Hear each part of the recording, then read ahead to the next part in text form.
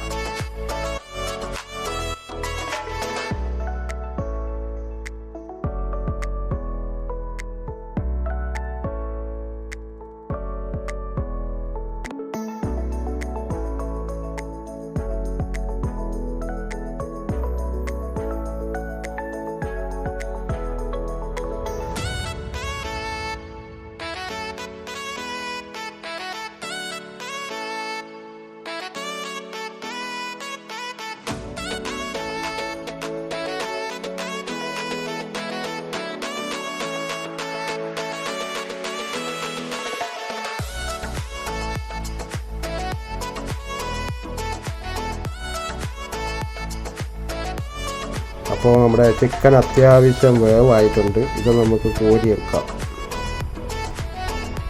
അടുത്ത ട്രിപ്പ് ഇട്ട് പൊരിച്ചെടുക്കാനുള്ളതാണ് നമുക്ക്.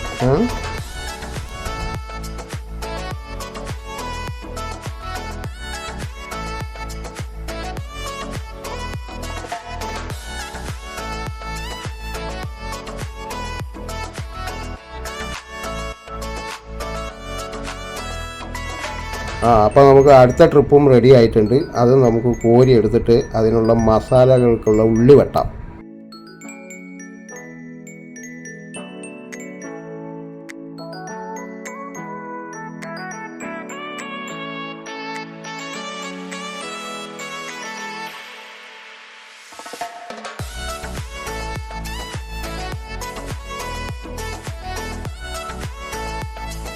കുറച്ച് ഡ്രൈ ഫ്രൈക്കുള്ള പച്ചമുളക് നമ്മൾ അരിഞ്ഞ് പൊരിക്കുന്നുണ്ട്. അത് നമുക്ക് പൊരിച്ച് വരാം.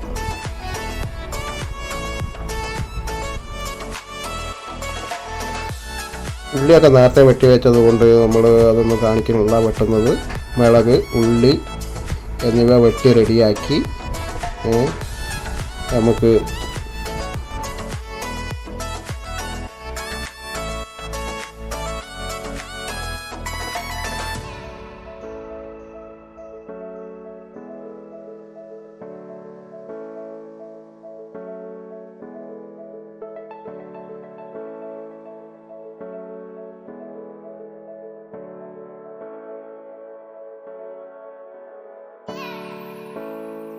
അപ്പോൾ നമുക്ക് വെട്ടി റെഡിയാക്കി വെച്ചതിന് ശേഷം ചട്ടി വെച്ചിട്ടുണ്ട്.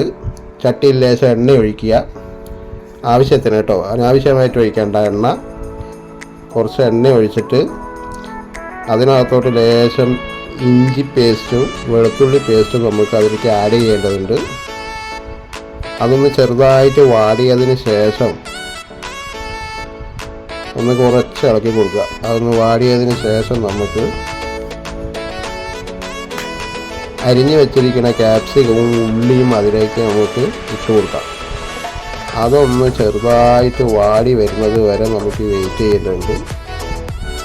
അത് വാടി കഴിഞ്ഞതിന് ശേഷം കുറച്ച് വെള്ളം നമുക്ക് ആഡ് ചെയ്യാം, ഒരു ഗ്രേവി ആക്കി എടുക്കാനായിട്ട്. ഇത് ഗ്രേവി ടൈപ്പാണ് കേട്ടോ.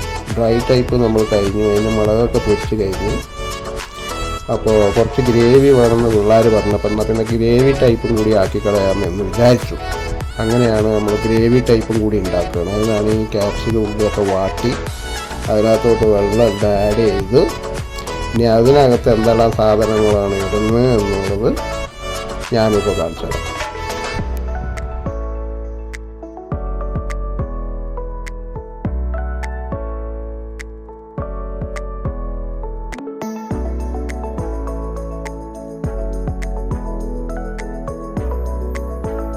അപ്പോൾ ഇനി നമ്മൾ അതിൽ എന്തൊക്കെയാണ് ഇടുന്നതെന്ന് വെച്ച് കഴിഞ്ഞാൽ ലേശം മഞ്ഞൾപ്പൊടി കുറച്ച് ഇട്ടോ, കുറച്ച് മുളക് പൊടി,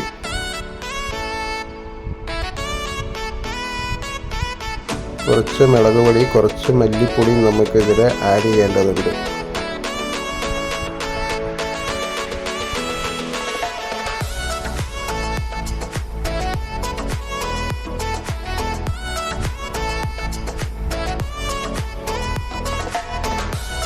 കുറച്ച് പച്ചമുളക് കരിഞ്ഞിടേണ്ട ഒരു ചെറിയ സ്പൈസിക്ക് വേണ്ടി. അതിനുശേഷം നല്ലോണം ഇളക്കി കൊടുക്കുക. അതിനുശേഷം അതിൽ ആഡ് ചെയ്യേണ്ട കുറച്ച് ചില്ലി സോസ്, കുറച്ച് സോയാ സോസ്, കുറച്ച് ടൊമാറ്റോ സോസ് നമുക്ക് അതിൽ ആഡ് ചെയ്യേണ്ടതുണ്ട്.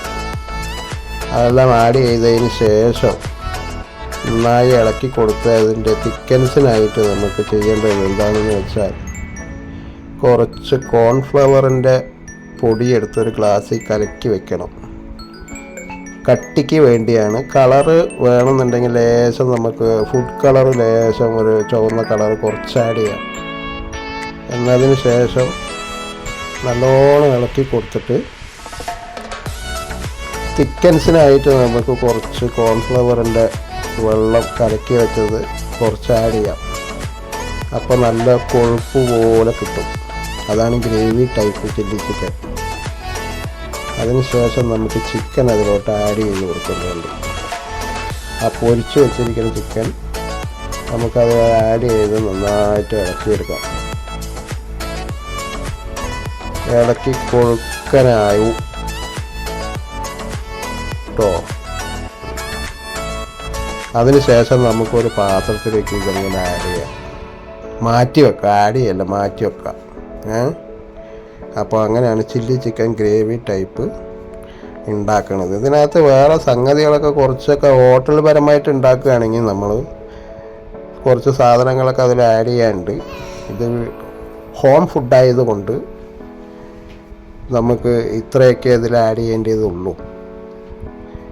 അപ്പോൾ അത് നമുക്കൊരു പാത്രത്തിലേക്ക് മാറ്റാം. എന്നിട്ട് മക്കൾക്ക് തിന്നാൻ കൊടുക്കാം. അവർ തിന്നാൻ റെഡിയാണ്.